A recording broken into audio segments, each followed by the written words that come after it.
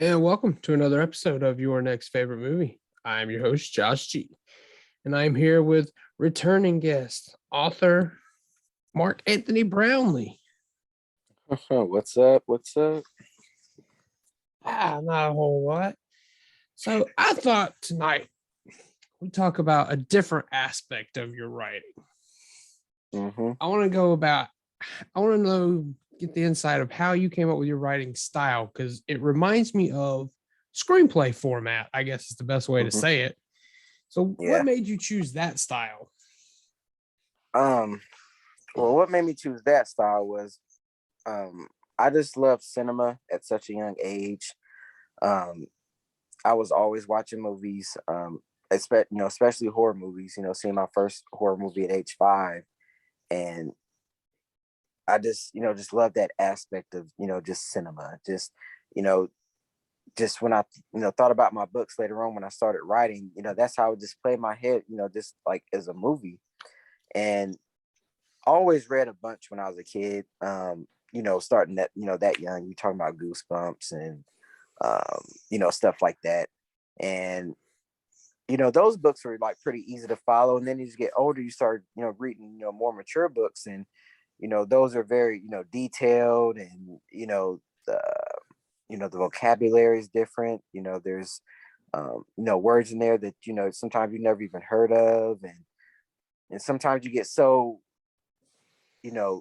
involved in that sometimes you almost kind of lose where you are. And like, sometimes you get like, who's talking? Like who was, like something, and I would have to like backtrack and like who was saying this line? Like, where was I? Like, and that would happen to me a lot.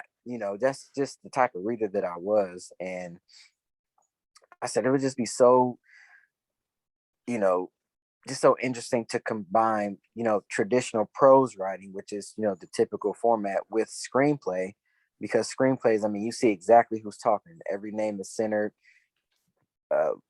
what they're saying and how they're saying it. I said, that'd be really interesting. Like, you would get the format of a screenplay, but the detail of a book, because typical screenplays, you don't get a lot of detail because obviously the director is going to be filling in those details.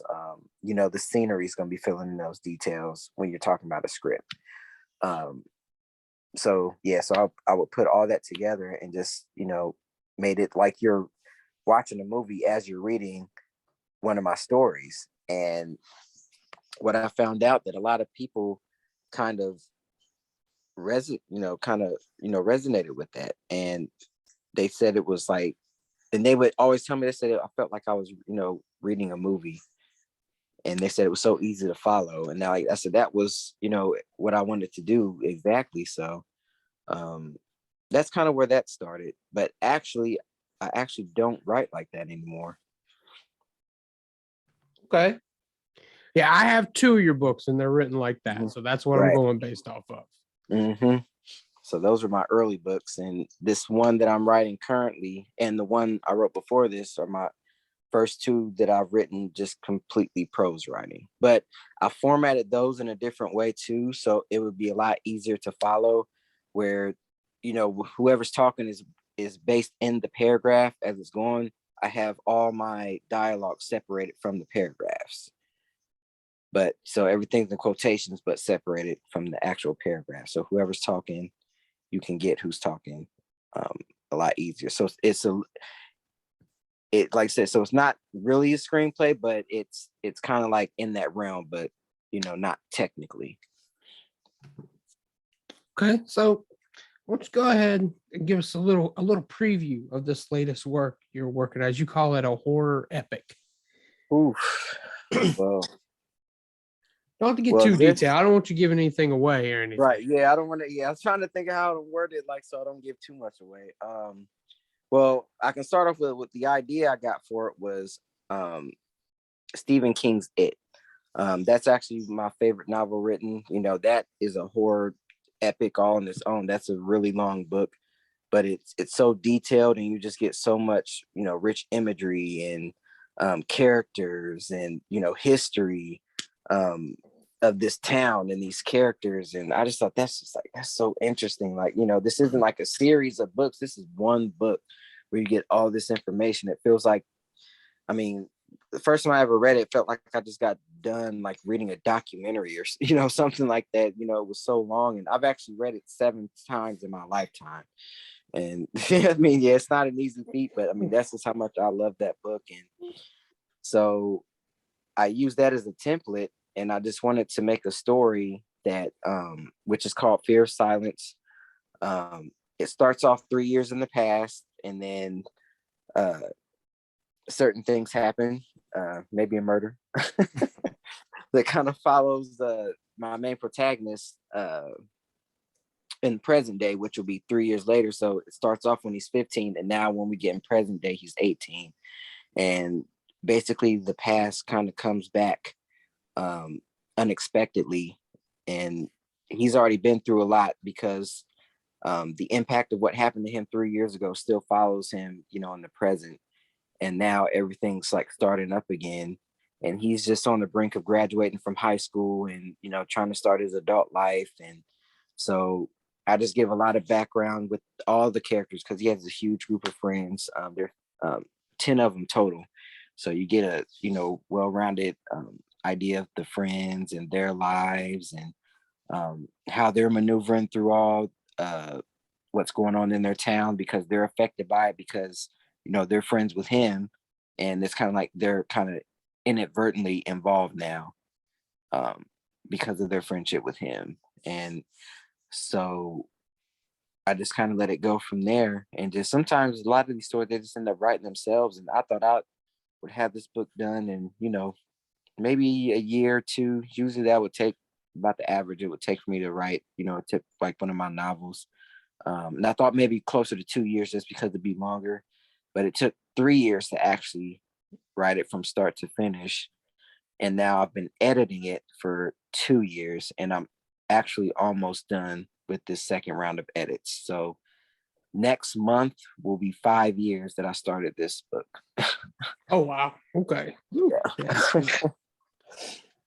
Well, that's the definition of an epic, I guess. My goodness. Yeah, probably after this, I said I'll kind of hang up the epics for a while, because I said it took way longer than I thought. So, but I just now can at least say, okay, I have that in my, kind of bookography, this one, kind of epic story that, that I can say I wrote this, I finally got it down. I wrote this story. All right. So tell everyone where they can find your current books that are out ready to go, so everybody knows where to go to get those. You can find my books on Amazon. It's best if you type in Marc Anthony Brownlee, books, and it'll just take you right to all my published work. So I have 6 books. Well, I've written 10, but 6 of them are published, and those 6 are on Amazon. And that's Marc, M-A-R-C. And yeah, that's where you can find everything. All right, sounds good. So now we're going to get into the movie for the night. We're going to go back to 1972 and be talking about Blacula. Yes. All right, so you got to tell it, when did you first see this? I probably first saw Blacula when I was about, I want to say somewhere between 18 and 20, maybe. I had actually had always seen clips of it growing up, but never had actually seen it because it didn't play like other horror movies would play, like, during the 90s when I grew up.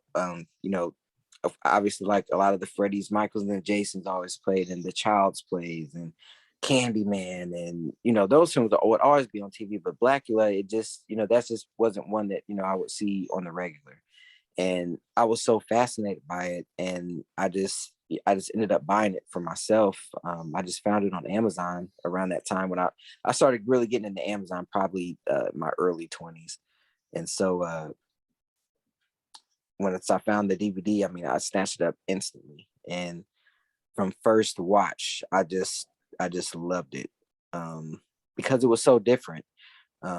It's actually, which I found out later, is actually regarded as the first Black horror film, and I actually didn't know that at the time.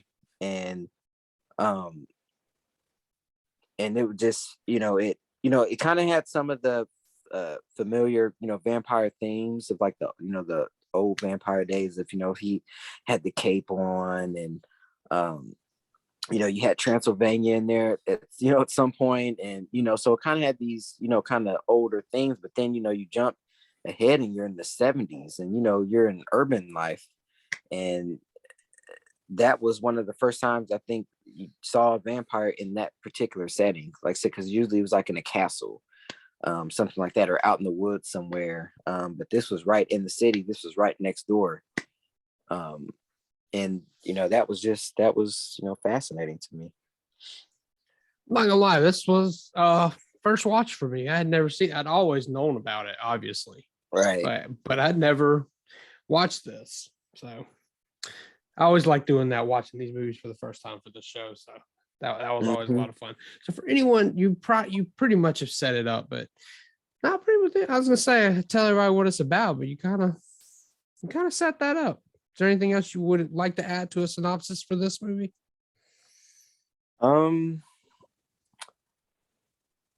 I guess synopsis wise, well, in the sense of the actual, vampire whose, his real name was, Mama Waldy. He was an African prince.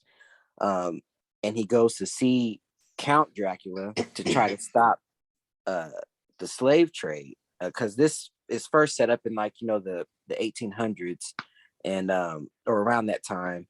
And, they go to speak to him because, Count Dracula has a lot of clout, is very well known, and obviously very rich, has status, and Mama Waldy was just a man who was just trying to get his free his people, and he was cursed by Dracula and given the epithet of Blacula, so it was almost like a mockery in a sense, on this African prince who was very well established. And to me, it was a bit of a sad story because he was cursed. That's not something that, he was seeking. He wasn't seeking immortality. He wasn't trying to seek the secrets of the world or set out to destroy anybody, but this was inflicted upon him, just because of who he was, basically. So it's very deep. It's a very deep horror film. It kind of reminds me of something that, Wes Craven almost could have done, if he had, written a vampire film, maybe in that time, because he kind of had that essence about him. Well, we got Vampire in Brooklyn, so. And then, yeah, we got that, yeah. But that one was really more on the comedy side. That one was totally. I laugh. I love Vampire, but that one will have me laughing every time. Every time. But yeah, I thought it was just a different type of horror movie because of those particular elements, and it's very much understood because this was a film made in 1972 during civil rights movement, and art always imitates life, especially in horror. They always reflect what's going on, what's happening around that time. And I love horror for that. Like, it's very I always just thought it was so awesome to kind of see that in the horror genre, just everyday things, but you give it this horror twist, but you're putting real situations in that story that like somebody like me could be dealing with, or somebody like you could be dealing with, anything like that. So this film kind of it really stands out, for that era. All right, so I'm gonna go off on a side tangent here. I just want to know, what is your history with blaxploitation films in general? This is one of the earliest. It's not the earliest, but it is one of the earliest. Yeah, it's definitely one of the earliest, and it was probably like one of the first ones that I saw specifically in that era. Because technically, some of the films that came out in the 90s were, depending on what they were considered blaxploitation. Like Jackie Brown is considered blaxploitation, but that was 97. But 70s blaxploitation, it had a really different meaning to it. And so once I saw Blacula for the first time, I was really interested in just seeing all the movies, that were made out during that time, because the whole purpose for blaxploitation was just to have blacks in the leads, as opposed to them being the side character or them playing stereotypical characters. A lot of black men would be cast as like pimps and thieves and drug addicts, these bad guys, and women would always be like prostitutes or maids, things like that. So they wanted to really have them in these hero and heroine roles. And I was really really interested in seeing that, just because just growing up in the 90s, when you're talking about the 80s slasher era, you didn't see that, even though we had just come out of the blaxploitation movement of the 70s. They lost that in the 80s, and you really didn't have any black final girls, or young black men who are the leads, like a Tommy Jarvis or anything like that. Right. So I really wanted to dive into those and see where the mindset was for these movies, and there were really good ones. I mean, of course, there were some that were not so good. I mean, they were like, some of them were like super cheesy, super crazy. They kind of did one that I remember called Abby, which is almost like the black version of The Exorcist. But it's in a totally different setting. I mean, they're just on this like kind of urban street, and they're just moved into this house, and this young woman just ends up becoming possessed by the devil. And it's just, I own it. I can still watch it, but it was just interesting to me just to go back to that era and just see, why these particular films had to be made and how they wanted to portray them to the world, and so that was my journey with blaxploitation. So you brought up Jackie Brown, which I would say really is just Tarantino's homage to blaxploitation, because he loved him growing up. Right. But that actually brings us to the sequel. I want to get your thoughts on the sequel, Scream, Blacula, Scream, which automatically went up in my book when I was watching it, and Pam Grier entered the frame. I was like, oh, wait a minute, it just got better from here. Right. So what are your thoughts on the sequel? I actually thought it was a pretty decent sequel, especially talking about in the era where you didn't really have sequels to horror films back in that time, and really the only person that came back from the original was actually Blacula. The surviving characters from the first one don't return, which I was actually a little surprised about, but it didn't deter me away from the film. And I thought adding Pam Grier just gave it like kind of an that extra little class to it, because she she's just always been so awesome, and her character being this kind of an apprentice to this kind of voodoo queen, right, who had just passed away, and now she's like the apprentice, and she has like these powers, but she she uses her powers for good, and like in this one it's all about Blacula just trying to get rid of this curse, because he no longer wants to be Blacula. He wants to be Mama Waldy. He wants to get rid of this curse, even if it kills him. He just wants to die without this curse being on him. And again, it's another kind of like sad story a little bit. I mean, just from my eyes, because of the way it ends like really with him just totally in suffering. And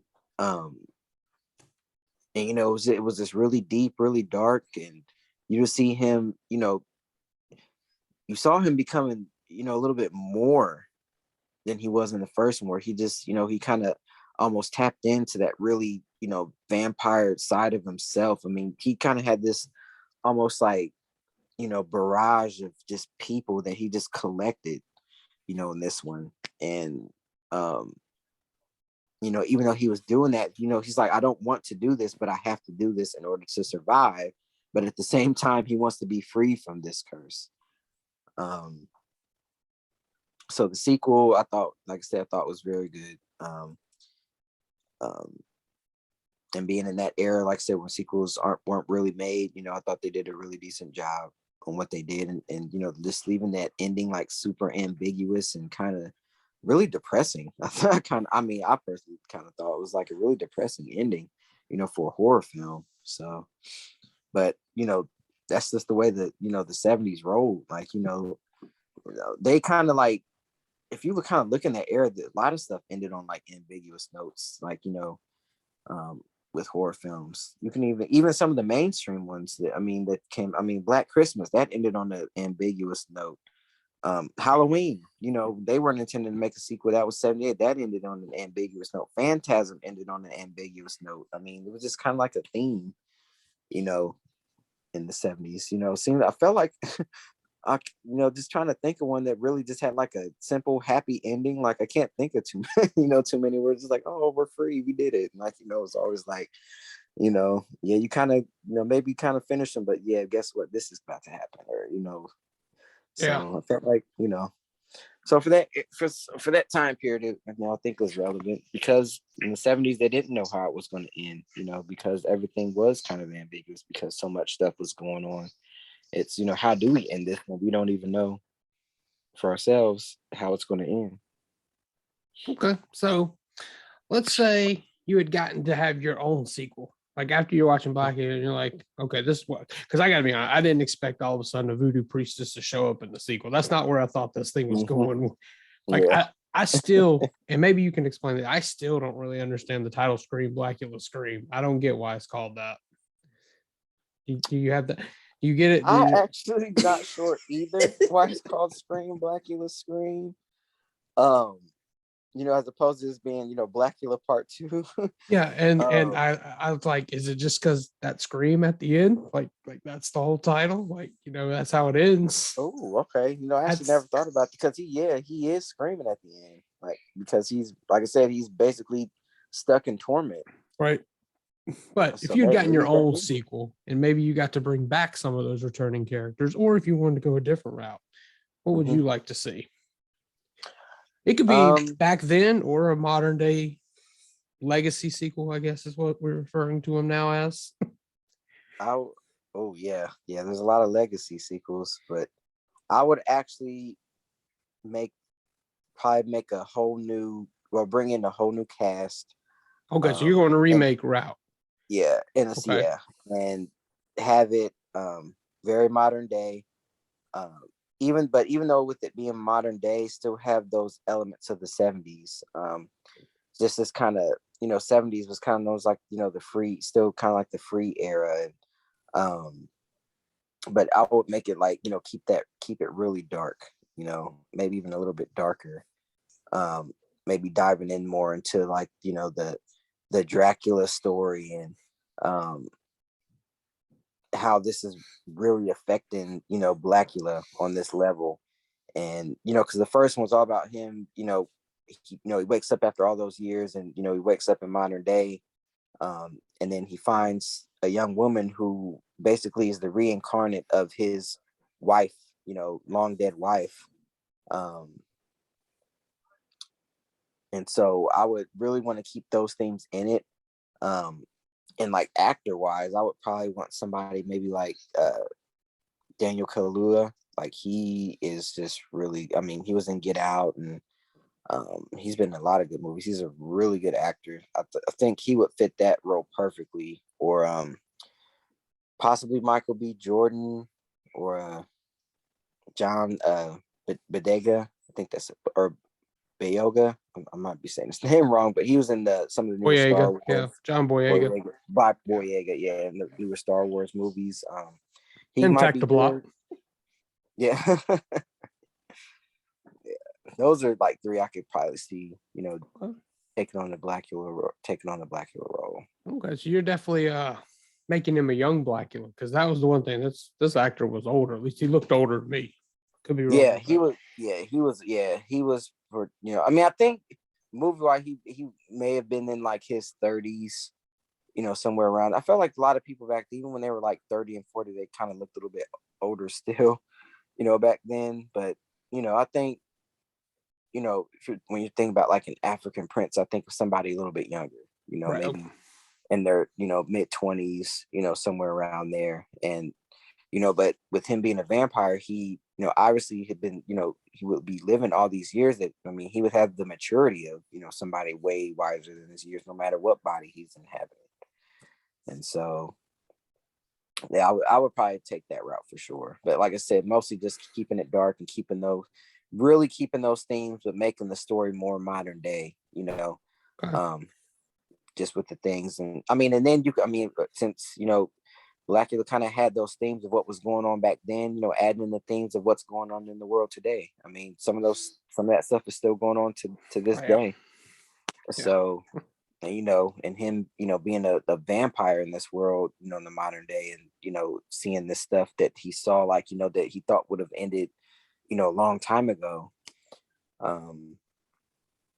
So I definitely would keep those themes for sure. Okay. But I think the real question is, would you have a scene in a club where some band gets a whole music number to themselves? That always kills me.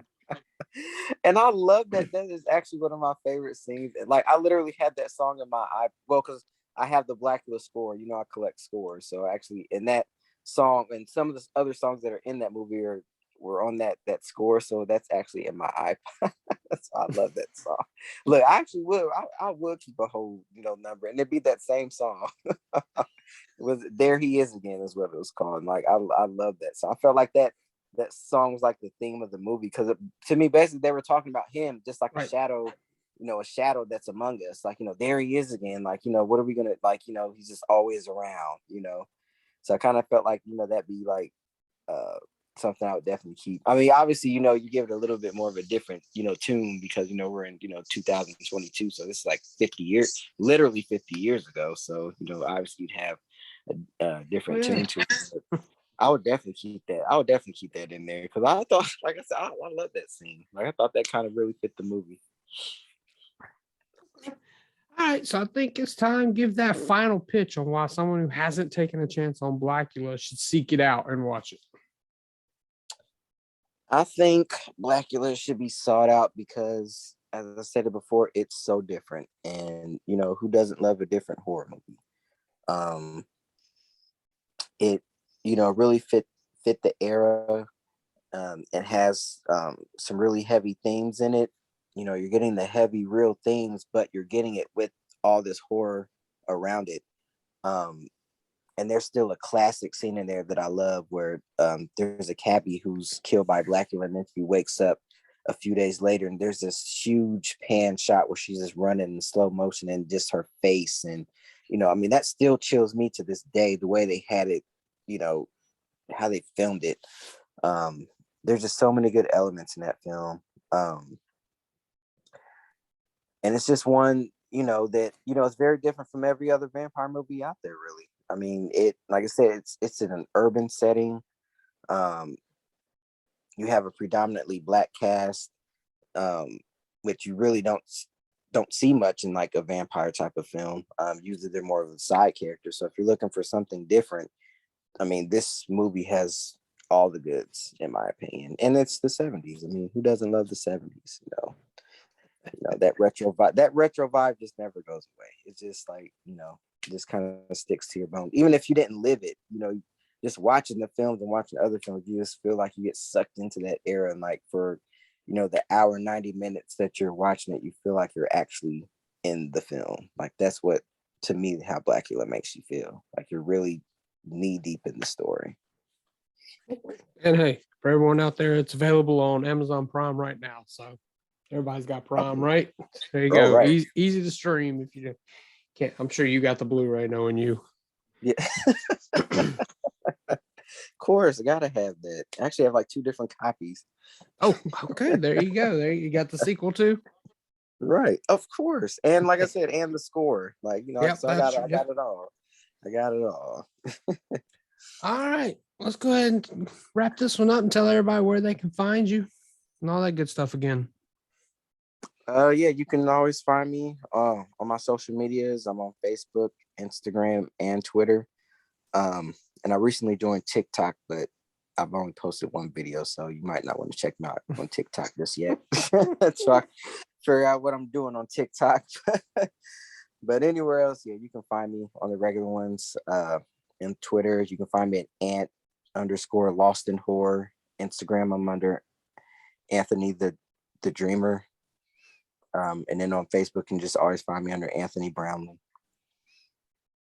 All right. And I am on Twitter and Instagram at ynfmoviepod. Easiest way to get a hold of me is linktr.ee/ynfmoviepod. It'll have all the different podcast platforms, the YouTube channel, Letterboxd. I am on TikTok, but I haven't posted in probably 5 months, so I don't really use that myself. But until then, we'll be back next week. And I don't know what's coming next week. So, till then, you guys take care. I'll talk to you next time.